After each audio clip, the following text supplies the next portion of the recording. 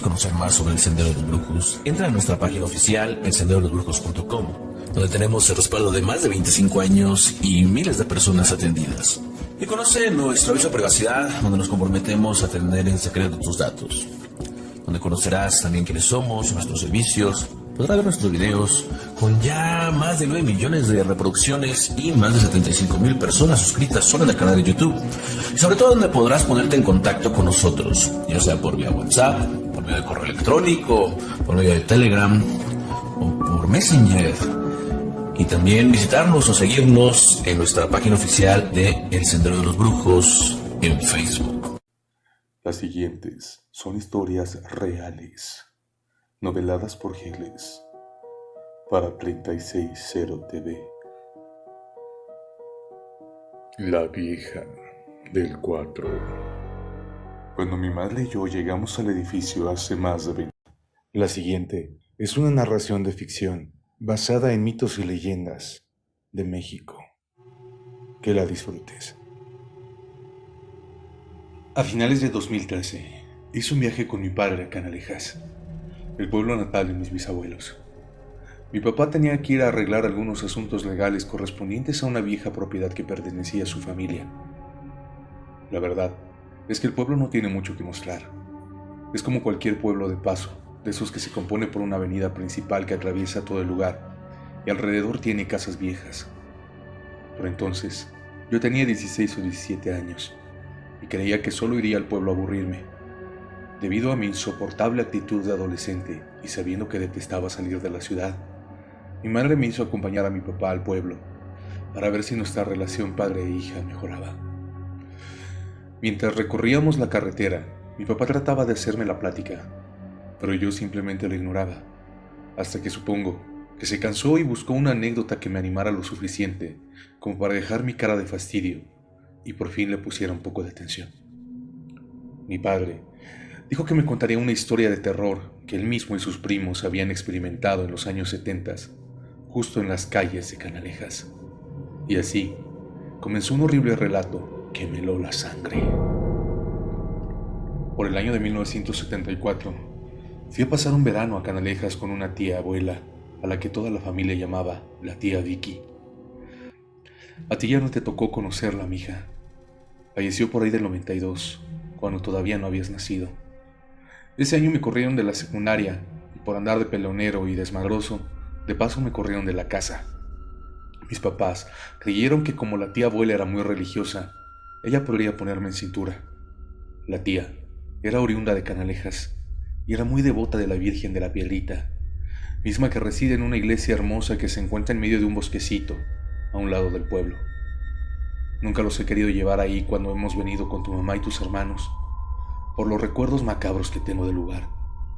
Todas las mañanas, la tía Vicky me hacía acompañar la misa de 8, y luego por la tarde, a las 5, la acompañaba de nuevo a la parroquia para ayudar al padre a oficiar la misa vespertina.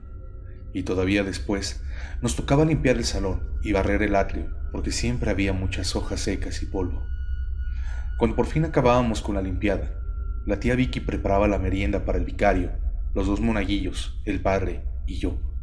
Concluida la merienda, el padre siempre le daba a la tía Vicky un frasco de plata con agua bendita. Y ya por ahí de las 8:30 de la noche, todos nos juntábamos para agarrar camino para el pueblo. El vicario vivía por el centro. Los monaguillos, que eran tu padrino Cuco y tu tío Checo, se quedaban en la calle Francisco Sarabia.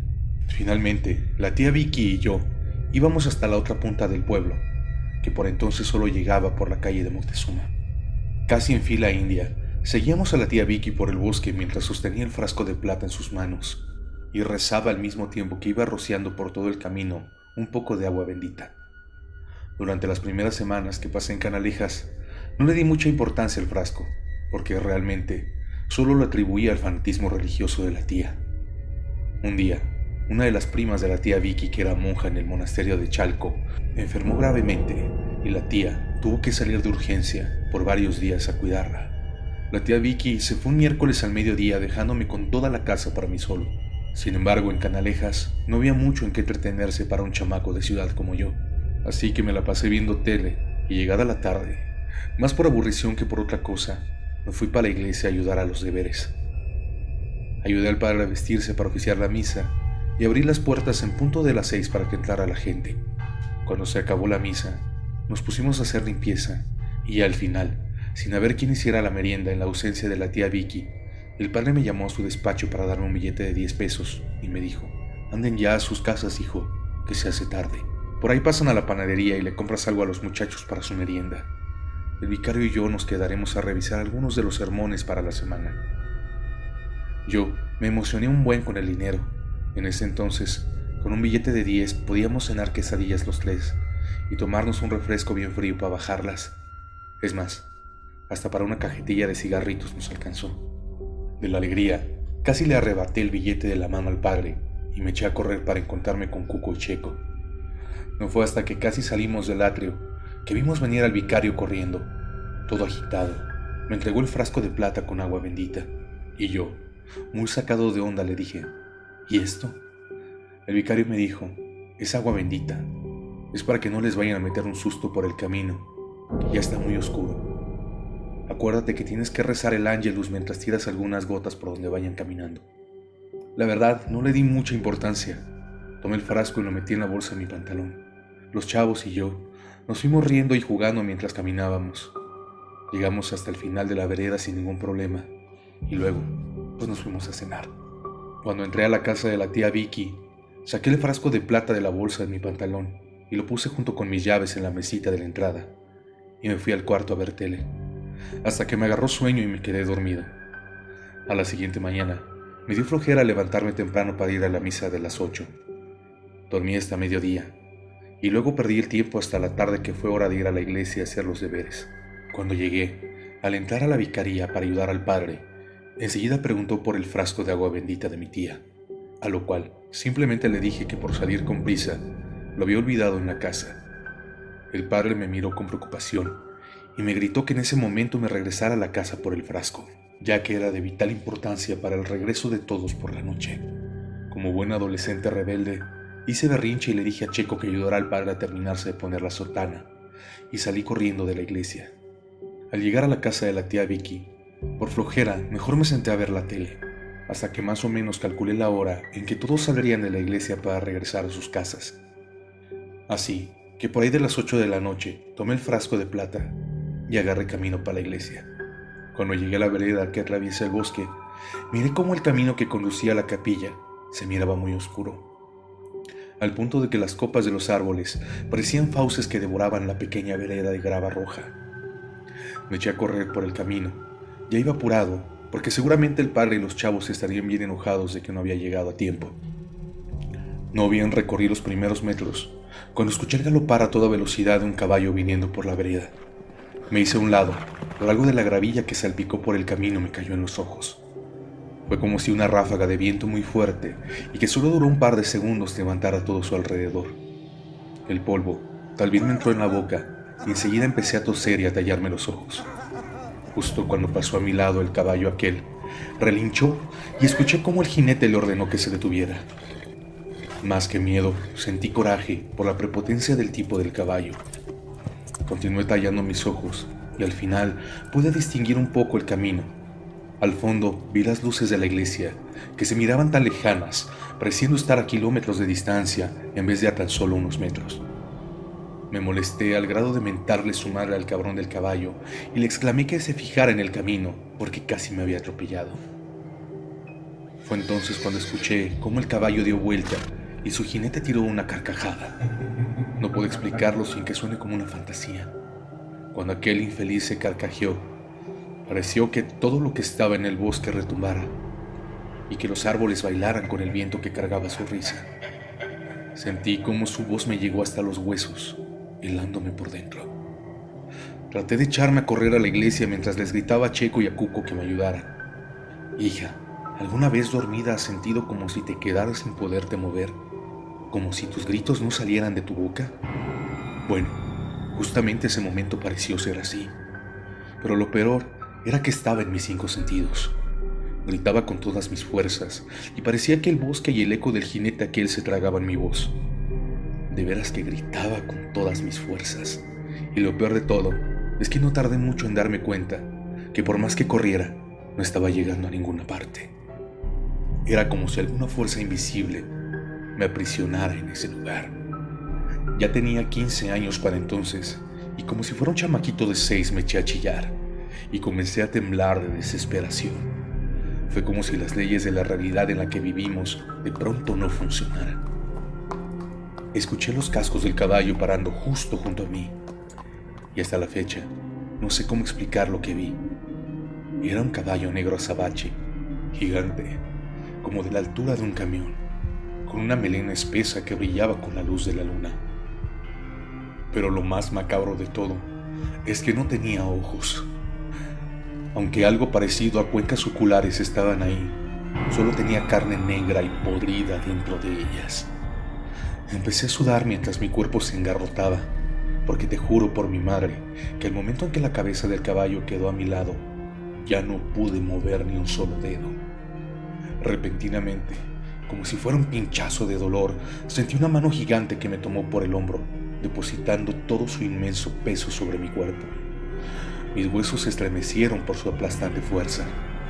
El hombre se postró a mi lado derecho y yo, evitando su rostro, bajé la mirada y pude ver su ropa de charro elegante y completamente negra. Lo único que se distinguía de esa espesa negrura eran los adornos de sus botas, su hebilla y la inmensa cadena en su cinturón, totalmente de oro. Afortunadamente nunca vi su cara de frente, pero pude sentir su respiración y su horrible hedor a azufre. Por fin, retiró su pesada mano de mi espalda y con esto liberó mi cuerpo, que ya estaba a nada de vencerse ante su tremenda fuerza. La rigidez desapareció de mi cuerpo, dejándome caer de boca al suelo. Instintivamente pegué mi frente al piso. Lo escuché respirar profundamente y al exhalar, una profunda voz proveniente desde lo que yo creí ser el mismísimo infierno retumbó por todo el bosque. «Jovencito, buenas noches», dijo. Comencé a sollozar, rezándole en silencio a Dios que me ayudara. Al no darle respuesta, dijo: «Cuando un adulto saluda, tienes que contestar. Que no tienes educación, escuincle». A pesar de su regaño, lo único que hice fue acrecentar mis sollozos y tratar de enterrar mi cabeza lo más profundo que pude entre la grava. Continuó hablando. «Si tú quisieras, chamaco, podrías dejar de venir a ayudar al curita y regresarte para la ciudad con mucho oro en tus bolsillos, para que nunca más se vuelvan a meter contigo, para que seas el jefe de todos y nadie se atreva a mandarte como si fueras un vil sirviente». De pronto, con saña clavó la punta de sus botas en mi mano derecha, quemándome como si se tratara de hierro incandescente. Cuando soltó mi mano del ardor que me produjo, me oriné encima. Volvió a reírse burlonamente, retumbando todo a nuestro alrededor. Pensé que ese desgraciado en cualquier momento se le ocurriría patearme o pasarme el caballo encima.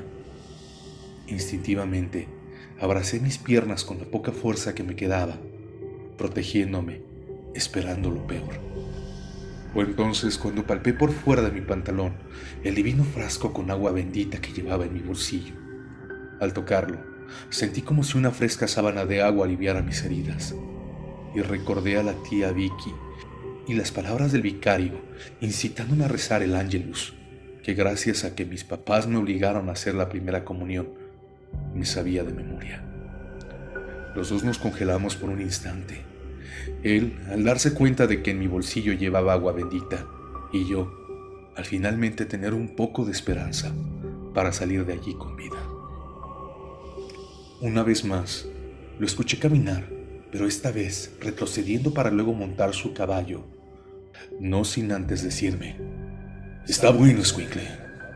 Un día te vas a descuidar. Tú y todos esos que vinieron a construirme esa villita aquí en mis tierras sufrirán las consecuencias de meterse conmigo». Así, con un galope escandaloso, se alejó dejando un silencio mortal entre el bosque.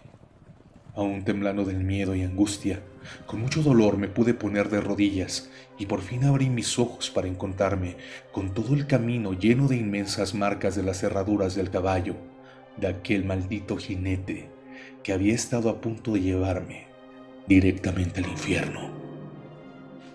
Temblando, tomé el frasco entre mis manos y comencé a rociar el camino frente a mí con algunas gotas de agua bendita mientras balbuceaba el Ángelus.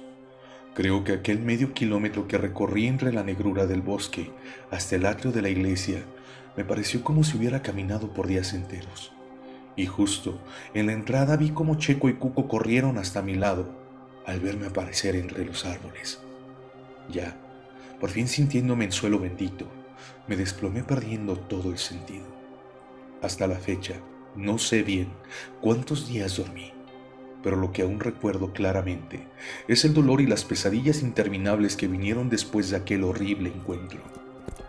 Muchas veces escuché el terrible galopar del jinete maldito por las calles del pueblo, y por las noches, cuando me atrevía a asomar las narices por entre las cortinas de mi recámara, a veces lo veía mirándome desde la oscuridad de un gigantesco sombrero de charro al fondo de la calle en la que se encontraba la casa de la tía Vicky. Mi tía me hizo prometer que no diría nada a otras personas del pueblo, ya que, aunque en la región se hablaba de que el charro negro había aparecido algunas veces en viejos caminos por la madrugada, era alarmante tenerlo tan cerca, y más en un lugar santo como la iglesia de la Piedrita. Así, pasaron un par de semanas más hasta que mis papás por fin llegaron un sábado por la mañana para llevarme de regreso a la ciudad. Al verme por primera vez en casi mes y medio, mi mamá alarmada reclamó a la tía Vicky por mi estado casi cadavérico, y después de una larga charla que incluyó al padre, mis papás, fúricos, me subieron al auto y por fin salimos de esas tierras malditas. La tía Vicky nunca volvió a cruzar palabra con mis padres. Alguna vez la encontré en los 15 años de una prima, y al verme, se regocijó de que yo ya era un hombre de casi 22 años.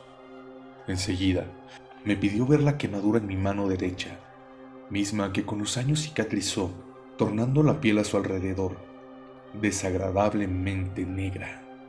Le expliqué que de pronto esa vieja herida me causaba insoportables calambres que solo se mitigaban al tocar algún artefacto santo, pero que no siempre eran efectivos. La tía preocupada acarició mi mano y puso en ella un horrible dije pegado a una tosca cadena de plata, y me dijo: «Hijo, llevo años queriéndote dar esto. Está hecho con la plata de aquel frasco con agua bendita que te salvó la vida, y en medio tiene engarzada una pequeña piedra proveniente de la Virgen de la Piedrita que el Padre me dio para tu protección. Desde entonces, cargo ese colguije y cada que mi mano derecha empieza a dar molestias o que tengo alguna pesadilla terrible, lo tomo entre mis manos y enseguida alivia lo que me aqueja». No regresé a Canalejas hasta el día en que falleció la tía Victoria. El pueblo, aunque muy cambiado, conservaba la esencia de hacía muchos años atrás entre sus calles. Acompañé a la comitiva que llevó el ataúd de mi querida tía hasta la iglesia de la Piedrita en la que velaron su cuerpo. Al cruzar aquel viejo camino, sentí un escalofrío que inmediatamente dispersé al tocar a mi inseparable amuleto. De veras, mija, a muy poca gente le he contado esto, y siempre que lo cuento, se me enchina la piel y siento un gran hueco en el estómago. Incluso cuando conocí a tu madre, traté de contarle, pero simplemente no me creyó, y hasta la fecha me sigue tachando de loco cuando trato de recordárselo. Quedé helada al término del relato de mi papá. Durante horas le pregunté más detalles y entonces todo fue tomando sentido como un macabro rompecabezas. La quemadura en su mano derecha, los dolores de espalda que yo siempre atribuía que nunca dejaba de trabajar, y aquella cadena con una fea piedra roja incrustada, de la cual nunca se separaba. Finalmente llegamos a Canalejas y dedicamos el día a hacer varios trámites, hasta que llegó el atardecer. Después, visitamos a mi tío Checo, que nos deleitó con un banquete digno de reyes que terminó ya entrada la noche, por lo cual mi papá, ya algo alcoholizado, no quiso regresar manejando la ciudad. Casi a las 2 de la madrugada, llegamos a una casa grande de 2 pisos en color rosa con ventanales hermosos de herrería y un inmenso jardín al fondo. Resultó ser la casa de la tía Vicky, la cual mi papá había heredado y justo en ese viaje había por fin arreglado todos los papeles para poderla vender. Al entrar la casa, estaba vigilada por cientos de estatuas de santos y pinturas de pasajes bíblicos, que por lo menos me hacían sentir segura ante cualquier suceso paranormal. Subimos al segundo piso para dormir en la que supuse fue la recámara de la tía Vicky. Mi padre cayó en un profundo sueño roncando como oso. Me acerqué lentamente a él y desabroché su camisa para poder ver mejor el dije que descansaba en su pecho. En un arrebato de estúpida y morbosa curiosidad, jalé del seguro de la cadena para poder tenerlo entre mis manos y comprobar si realmente al sentirlo en mi piel también me haría olvidar todos mis miedos. Un trueno rugió desde lo más alto del cielo, lanzándome fuera de la cama y dejándome caer abruptamente contra una puerta que daba a un balcón, desde el que se miraba el hermoso jardín trasero de la casa. Al ponerme de pie, el relámpago reveló la silueta de un caballo negro e inmenso, montado por un siniestro jinete, que me miraba directamente a los ojos desde la oscuridad de un gigantesco sombrero de charro, desde el jardín trasero. El cielo volvió a rugir, haciendo que todos los animales del pueblo comenzaran a aullar de miedo, y una maniática carcajada se pudo escuchar en todos los alrededores, haciendo eco en cada pared de la casa. Yo corrí a abrazar a mi papá en la cama mientras apretaba su amuleto a su pecho, y el galopar de un gigante corcel arremetió por la calle dejando el eco de la risa del maldito jinete.